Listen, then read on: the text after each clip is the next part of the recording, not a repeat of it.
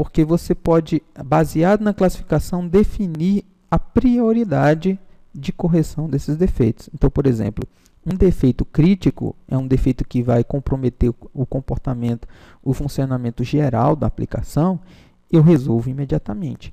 Quem classifica isso aqui? O projetista.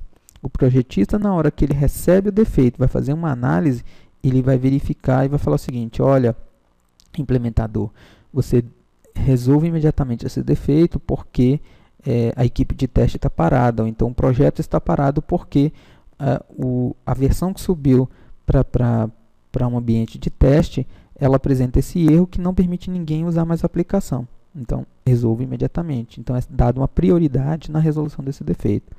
Dê uma atenção especial. Ou seja, assim que você resolver esses defeitos imediatamente, que estão classificados como resolver imediatamente, você ataca ou resolve esses problemas que estão classificados como nível 2. Dê uma atenção especial. Coloque na fila normalmente, ou seja, não é... Você tem que corrigir, mas as coisas estão fluindo, você vai corrigindo na medida que você for recebendo esses defeitos. E menor prioridade são defeitos que você não precisa dar tanta atenção, você pode resolver sim. Nesses casos, às vezes, o projeto ele até entrega uma versão para o cliente com os menores defeitos, com prioridade baixa, sem resolver. Ele não impacta a entrega dos projetos, por exemplo. Você pode determinar isso dentro da sua estratégia de projeto, de que assim, os defeitos classificados como menor prioridade não vai impactar. Por quê? Porque ele pode ser uma melhoria, ele pode ser um ajuste para melhorar uma aplicação, uma funcionalidade, mas ele não tem impacto dentro do projeto. E como é que eu classifico isso? Isso aqui geralmente é usado por quem? Pelo o desenvolvedor ou o analista de requisitos. Quem resolve? O tipo de resolução é dado para quem resolve. Então, por exemplo, se eu acho que aquilo não é um defeito, é uma melhoria, eu classifico aquilo como melhoria. Então, eu resolvi, mas é uma melhoria. O resolvido olha, eu fui lá e resolvi o problema. Resolvido indiretamente.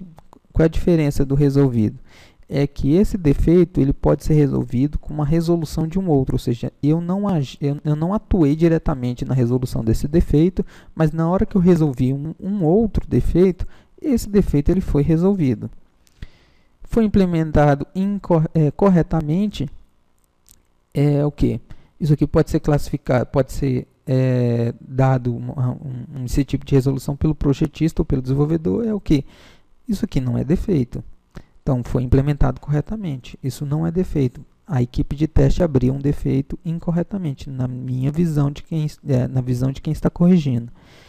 E correção posterior olha, eu não vou corrigir isso agora, eu vou corrigir isso lá na frente, eu vou corrigir isso em uma outra versão, deixa isso para depois, ok?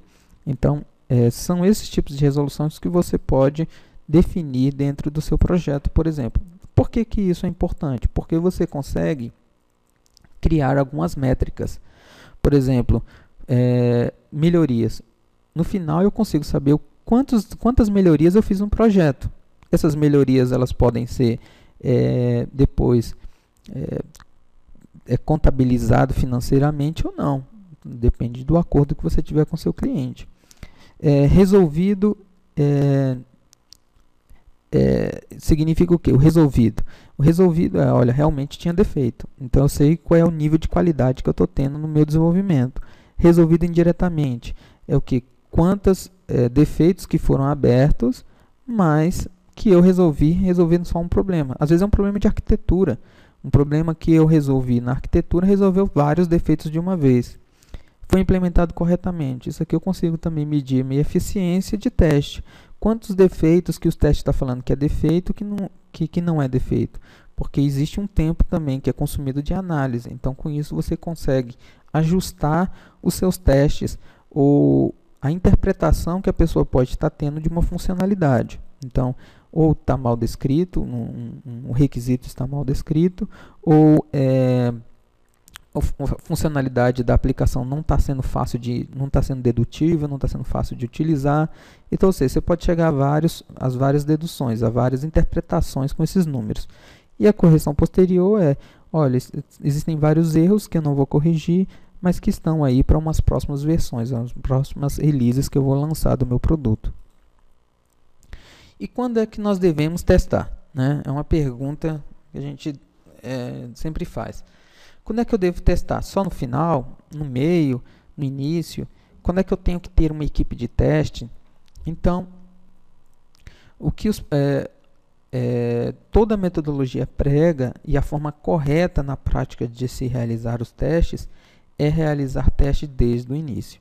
Ou seja, essa seta azul é quando eu devo realizar os testes. E essas aqui são as fases do desenvolvimento, ou seja, eu realizo o teste na concepção do software, nos requisitos, na parte de designer, codificação e na parte de implantação do software também. Então, ou seja, em todas as fases eu realizo o teste. Tá?